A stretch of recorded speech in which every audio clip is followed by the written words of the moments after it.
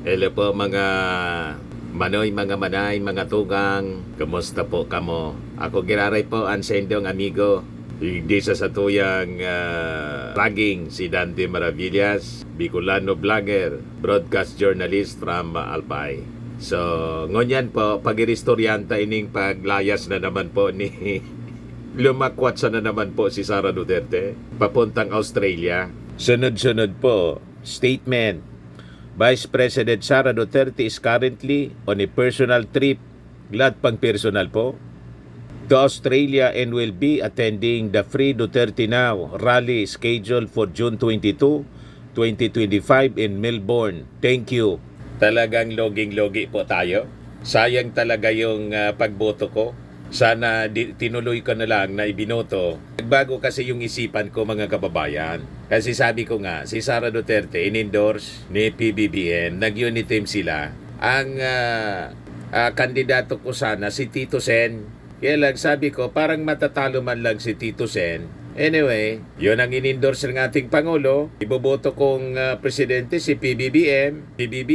Sinama ko na rin po si Sara. Kaya lang sayang, ng ating Pangulong Bongbong Marcos, subsub sa trabaho. Before siyang umalis papuntang Japan, mga kababayan, nasikaso muna niya yung mga dapat bigyan priority. And in fact, ang magandang balita po mga kababayan para sa ating mga mag-aaral, ibinaba pa yung dating 20% discount para sa pamasahe sa MRT, LRT. 50% na lang po. 50% na po. Hindi na lang 50% from 20%. Yan po. PBBM orders 50% train fare discount for students and seniors. Grabe po yung ating Pangulo. Subsub sa trabaho para ayusin yung ating bansa. Ang buhay ng ating mamamayang Pilipino. Pagkatapos si Sara, sige lang po ang rabas. Ano niya, Mr. Maravis na rabas? Yung lakwat siya ng lakwat sa dito sa amin rabas. Rabas ka na naman na niya, noy. Maski sa insain ka ngaya, minaduman, minarabas. Ang problema mga kababayan, sige na nga ang rabas niya, walang contribution sa ating gobyerno, sige pa batikos. In-invite para makinig, mga kababayan, sa suna ng ating Pangulo para malaman niya kung ano yung mga ginagawa at gagawin pa, ayaw mag-attend, nag-refuse, mga kababayan. Kaya sabi ng Palasyo Malacanang kanina, sabi ni Yusek Claire Castro, yung desisyon niya ni Sara to skip SONA, choice niya yan. Kung ayaw niya niyang mag-attend even though she was invited as Vice President, again, that's her choice. Kung hindi niya marinig yung mga programa ng ating gobyerno at accomplishments ng ating Pangulong Bongbong Marcos, that's no longer our fault. It's her choice. Talagang purpose lang yung ayaw niyang makinig kasi maririnig niya yung mga akusasyon niya sa ating gobyerno na hindi ginagawa niya. Tulad ng inanapan niya ng 20 pesos na bigas, natupad na. Siyempre, mapapaya siya. Ang dami-daming nagawa ng ating Pangulong Bongbong Marcos in just 3 years. More than sa nagawa ng kanyang tatay for 6 years. Di ba po, mga kababayan? Kaya sabi ni Yusek Castro, 4 na bansa in less than a month, pampersonal o pambayan. Nag-celebrate niya siya ng kanyang kaarawan sa Netherlands. Mayroon pa palang Qatar, mayroong Kuala Lumpur at ngayon Australia. So 4 na bansa in less than a month. Lahat pang personal mga kababayan. Walang pagkinabang ang ating mga mamamayang Filipino. Sayang ng panahon habang sumusweldo siya from the taxes of the Filipino people. Tama itong komentary ng isang netizen po after na i-publish yung kanyang statement na pupunta siya para sa rally ng mga supporters nila, Free Duterte Now rally sa Melbourne, Australia. Sabi dito sa pinablis na commentary ng Political Pinoy, Sara Duterte's personal trips is still paid for by the Filipino taxpayers. Iyang passport niya ng Vice Presidente has already been stamped more often than the office of the Vice President seal this past months. Di nga natin alam mga kababayan kung nagre-report pa sa Office of the Vice President si Sara. Di ba? Baka hindi na nagre-report sa Office of the Vice President. Dapat may DTR siya doon. Daily time records man lang. Parang hindi na pumupunta po. Wala tayong update. Ang nakikita natin, yung mga pag-iikot niya kung saan-saan. At sa ibang bansa pa, mga kababayan. Sabi niya rito, from the cobblestones of Europe to the shopping arcades of Kuala Lumpur in the glittering harbors of Sydney, her itineraries read more like a travel blogger's bucket list than a stateswoman's agenda.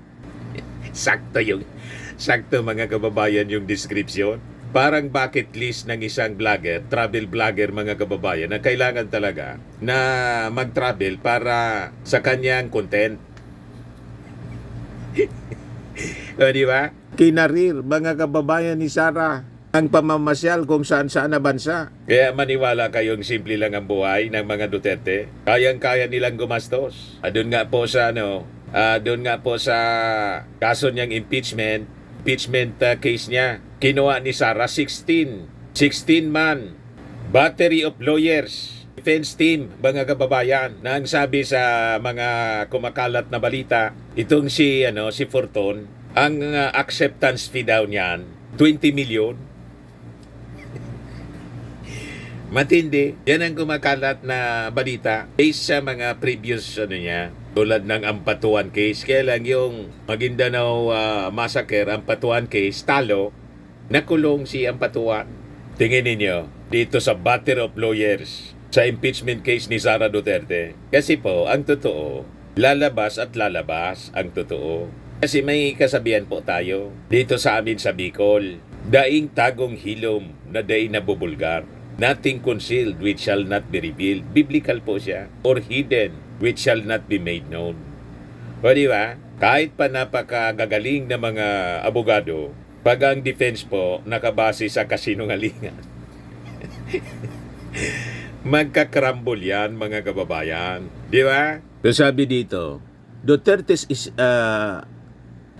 insists no public peso was spent on airfare in hotels. Yet the disclaimer dodges the bigger issue. Every day she is abroad, the Filipino people still deposit her 6-figure salary and attendant allowances straight into her bank account.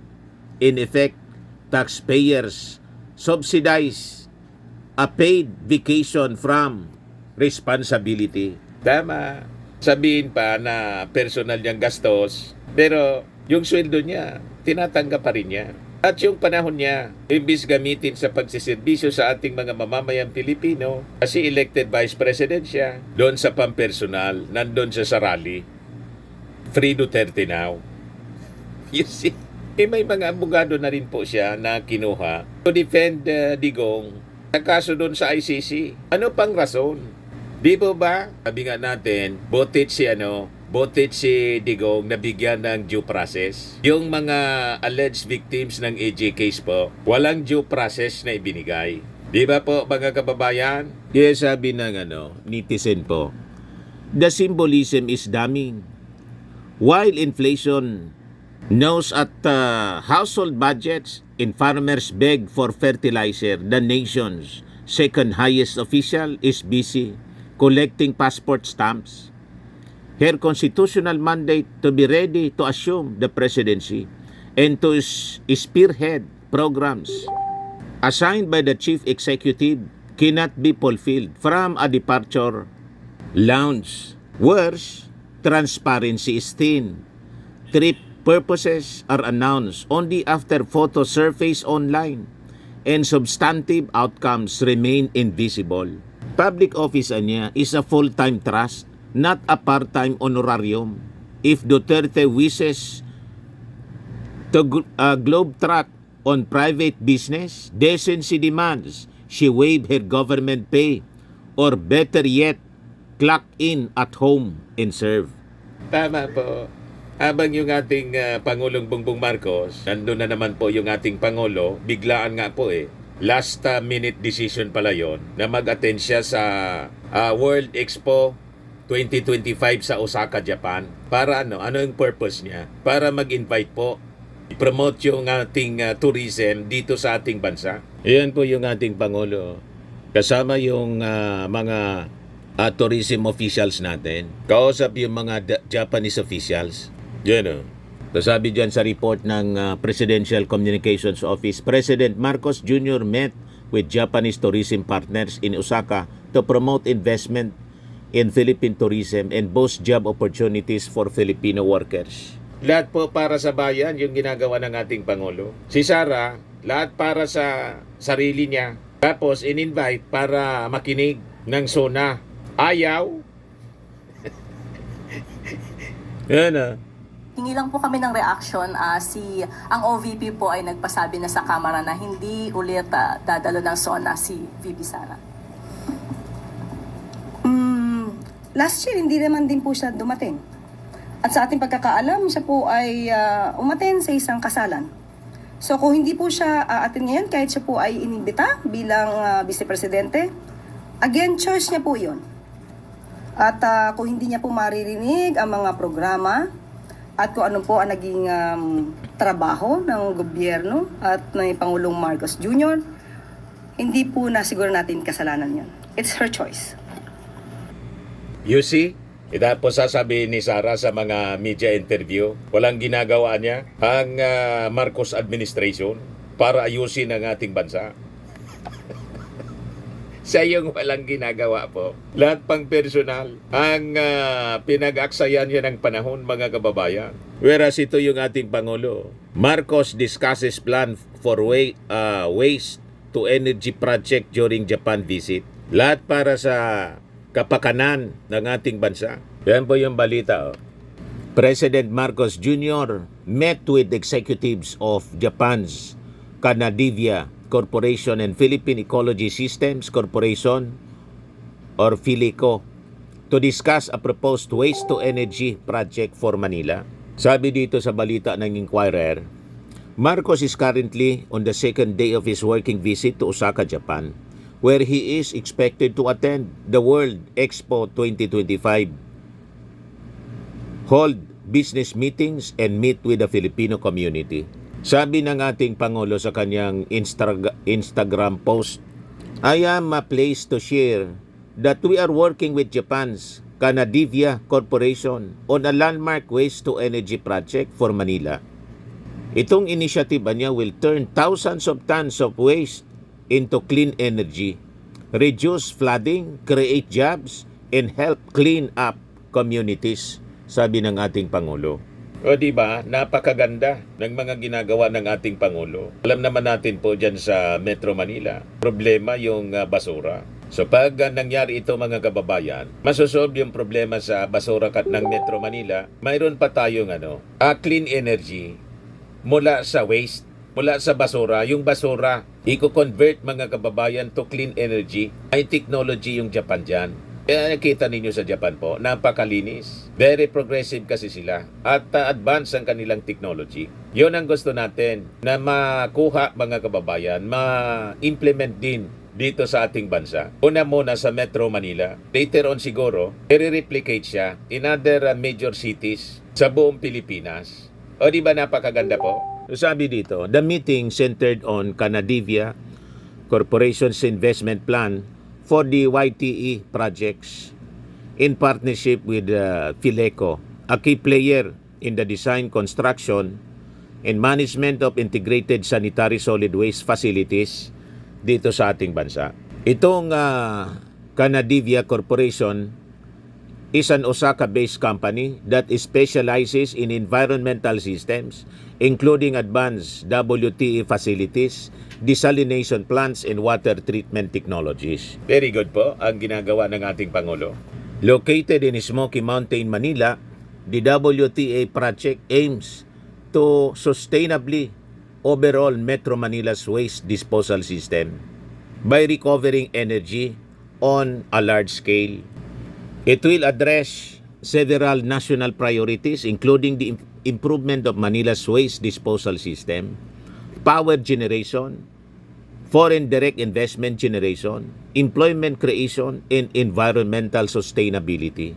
Nakipag-meeting din yung ating Pangulo with executives ng Japanese shipbuilder, Chunichi Shipbuilding Company Limited, para to sa panglimang phase ng expansion ng shipyard in Balamban, Cebu, through investments in new capital equipment and the enhancement of its research and development capabilities. Makikita ninyo lahat ng lakad ng ating Pangulo. Ang purpose, mga kababayan, para mapaunlad ang buhay ng ating mga mamamayang Filipino. Maayos yung ating bansa. Si Sara, anong ginagawa po? Ayan para sa Free Duterte Now rally. Lahat ganun na lang, mga kababayan. Naging inotil na po si Sara. Sabagay, kahit noon pa, after na manalo as Vice President, inappoint as Deputy Secretary, ang accomplishment niya, yung paglunok ng 125 million confidential funds. Kaya sa na-impeach. Yussi. Sabi po ni Yussi Castro, Sara Duterte niya may be violating obligation with her trips abroad. Violating the obligation to the people. Yan 4 na bansa in less than a month. So ang tanongan niya, pampersonal o pambayan? Tinatanong pa ba yan? Personal trip nga. Sinabi niya mismo sa kanyang statement, personal trip. So, hindi man pwede ang personal trip para sa ating bayan, para sa kanila. Kanila lang na pamilya. Ito yung press briefing ni Yussi Castro. Ma'am, hingi lang po kami ng reaction din sa palasyo kasi sabi ng OVP, Vice President Sara Duterte is currently on a personal trip to Australia to attend the Free Duterte Now rally scheduled for June 22 in Melbourne. Hindi lang po ito yung unang beses na bumiyahe ang Vice Presidente to meet with OFWs. Bago po nito, pumunta siya sa Qatar, pumunta siya sa Kuala Lumpur. Does the palace see this as something to be concerned about? Kasi, or does the palace see a strategy for the VP to get the sympathy and support of the OFWs by going to different countries?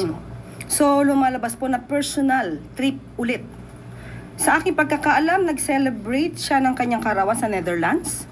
That's May 29, 20, 30, 31. At meron pa palang Qatar. At merong Kuala Lumpur. At ngayon Australia. So, 4 na bansa in just less than a month. So, kung doon po abala ang ating Vice Presidente sa mga personal trips niya or personal trips with her family, choice po ng Vice Presidente yun. Sabi nga natin, pampersonal o pambayan? That is the question. Kung masasabi kung ano man po ang ginagawa niya ngayon bilang Vice Presidente,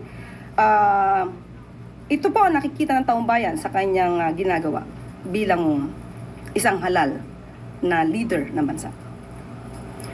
O ngayon, yung ating Pangulo naman po, sa kanyang travel sa Osaka, hindi pang personal. Ito yung tanong ng isang reporter. Business agreements to be signed sa panahon ng working visit niya sa Japan.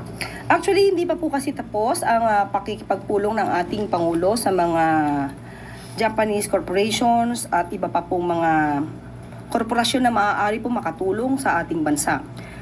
Hintayin na lang po natin ang anuman ang i-report ng ating Pangulo sa kanyang pagdating.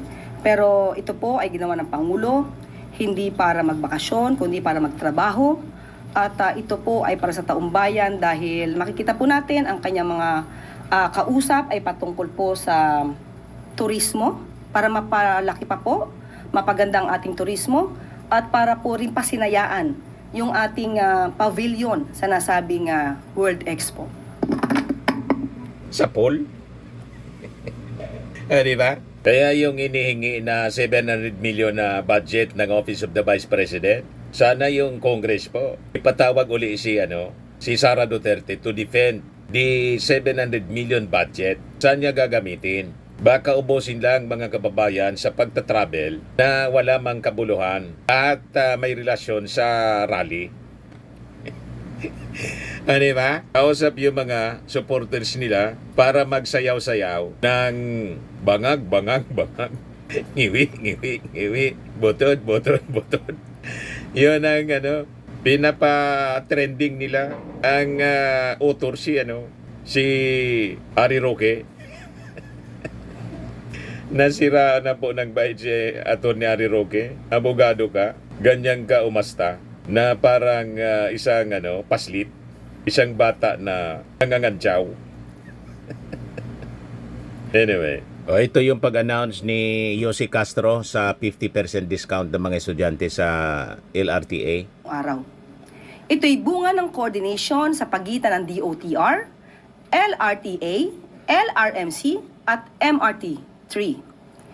Ipakita lang sa ticket counters ang inyong valid school ID o kahit anong school registration form sa current school year para ma-avail ang discount. Pwede ring ma-avail ng discounted tickets ang mga estudyanteng kumukuha ng postgraduate studies. Nagpapaalala po ang DOTR sa mga estudyante na valid lamang ang discount sa single journey tickets at hindi sa VIP cards o stored value tickets. Makakaasa naman ang taong bayan na tuloy-tuloy ang discount para sa mga mag-aaral mula Lunes hanggang Linggo o kahit mapa-holiday pa man yan hanggang 2028. Galing. Ayon kay Transportation Secretary Vince Dizon, inaasahang magiging dagdag ginhawa ito para sa mga tumatangkilik ng train lines dahil 20% lamang ang kasalukuyang student discount. Pero ngayon, 50% discount na.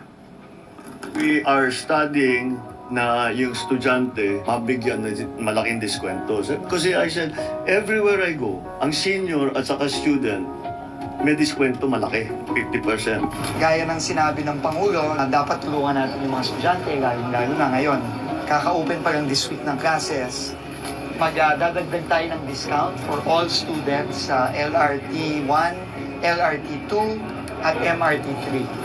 At yung dating 20% discount lang sa mga estudyante ay inutos ng Pangulo na gawin nating 50%. For us students po, sobrang laking tipid niya po, lalo na kaming mga taga-Antipolo pa po, papunta ng Manila, sobrang layo po kasi. So, malaking pandagdag po siya sa budget namin for baon.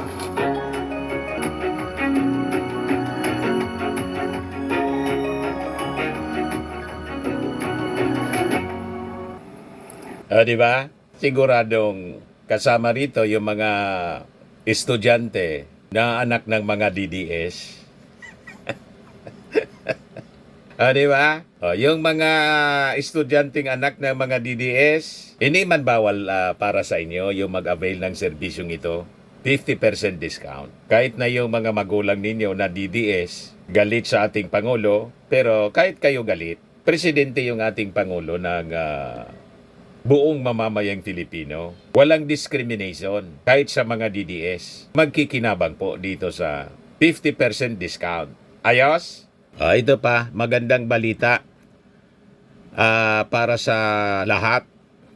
Ito yung mga ayaw mapakinggan ni Sara Duterte. Ay magtapos, 42% ng mga Pilipino ang nagsasabing sila ay hindi mahirap ayon sa SWS survey. Batid na ang epekto ng pagpapababa ng poverty incidence sa ilalim ng administrasyon ni Pangulong Marcos Jr. At ito po ay nakikita na. Ayon ito sa April 23 to 28 Self-Rated Poverty Survey na inilabas ng Social Weather Stations or SWS. Tinukoy ng Presidente bilang mga pangunahing sanhi ng pagbaba ng poverty incidence sa bansa ang mga programa para sa improvement ng food availability and affordability, education at social welfare. Ayon pa sa Pangulo, makatutulong din ang mga inisyatiba ng gobyerno na pagaanin ang mga problemang nakakaapekto sa small-scale businesses, public utilities, transportation services at street safety. Bumaba din sa record low na 8% ang mga Pilipino nagsasabi na sila ay borderline poor. Malaki ang ibinaba nito mula sa 39% na naitala noong 2021. Patuloy lang ang administrasyon sa pagtatrabaho at upang pagaanin ang pasanin ng mga ordinaryong Pilipino. Dahil sa bagong Pilipinas, aksyon ang solusyon.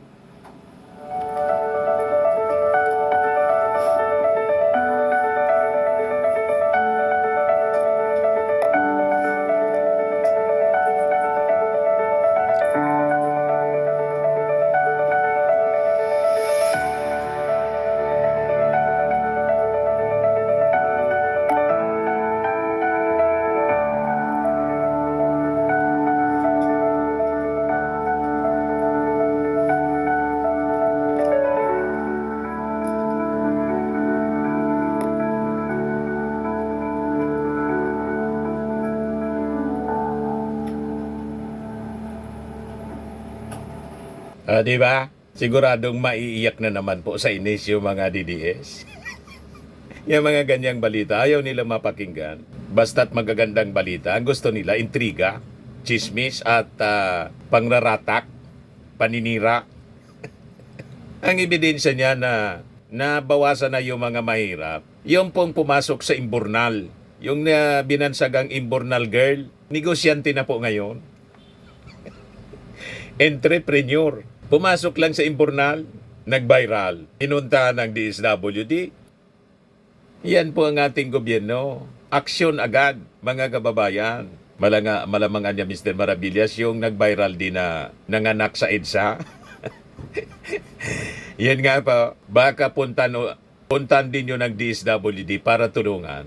Yan naman talaga, obligasyon ng DSWD. At matuwa tayo kasi very active ngayon sa kanilang pagsiservisyo, yung DSWD. Kaya imbes na batikosin ninyo, i-appreciate ninyo yung mga positibong ginagawa, mga aksyon ng ating gobyerno. Ito pa, sa droga naman po. Kasi laging sinasabi ng mga DDS na bumalik na daw yung droga. Anong bumalik? Bilyon-bilyon na nakukumpiska ngayon ng ating mga authorities. At ang maganda, bloodless, walang namamatay.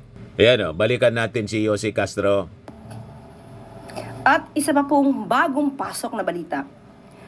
10 billion pesos worth of drugs nasabat sa Philippine Latest ito po. Philippine Navy at PIDEA sa karagatan ng Zambales.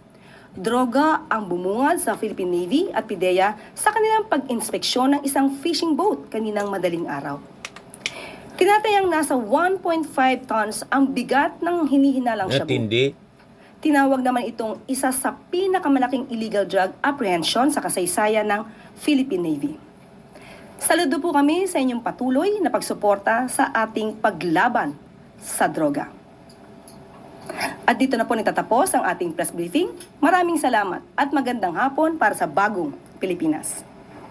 Ito pala mga kababayan, yung aking anak na architect entrepreneur. Invited kayo po yung mga interesado sa meet and greet in Manila on June 22 near MOA, Pasay, Manila, 1 to 4 p.m. Calling all aspiring entrepreneurs in Manila want to learn how to build a thriving business and try our amazing product for free. I'm hosting a meet and greet on June 22, 2025, 1 to 4 p.m. near MOA Arena. Discover the potential of pure organic barley, drink, and receive a free sample just for stopping by. Let's connect and grow together. Sa mga interesado, contact lang po ninyo yung aking anak, Riz Maravillas. At itong ating programa mga kababayan, atid sa inyo nitong ating mga sponsors. Fairmax Firming and Lifting Cream. Pinapay po sa mga pulses in affected area. Mainam po ito sa mga pains at paninigas ng mga kasukasuan. Ito sa mukha naman yung application, anti-aging, Automax po siya. Ito ay Glow 60 mga kababayan. Whitening po siya. Made in South Korea. Ito naman po, Ningxia Red Mix Fruit Drink. Gawa po siya sa goji berry. May anti-cancer properties po siya. At sa mga nagana po ng malinis and spacious fitness gym, pumunta lang po kayo sa aming Colossal Fitness Gym. May Grab car rental din po kami. At bills payment po sa aming office. At saka sa mga mahilig po sa mga imported bags, manood po kayo sa live selling ni Madam Aileen Rosales sa kanyang Aileen Closet po. Pati mga shoes, ito yung kanya po. Ito yung kanyang page. Kita ninyo, napakagandang mga online selling po siya. Si Madam Aileen Rosales. At cellphone number niya po, 773-798-7816.